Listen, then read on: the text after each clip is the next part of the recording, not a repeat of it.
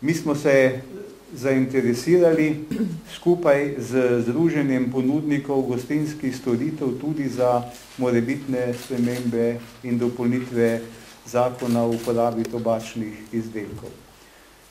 Prejšnji teden smo se že dogovorili, da bi imeli takšno srečanje in jutri ga tudi imamo.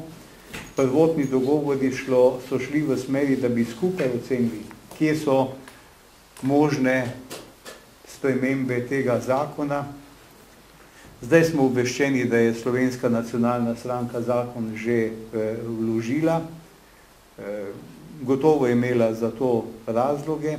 Mi bomo jutri imeli načelne razgovore z predstavniki združenja in se v poslanski skupini dogovorili, kje, na katerih točkah bi kazalo spremembe in dopolnitve zakona podpreti, kje pa eventualno pripraviti amandmaje.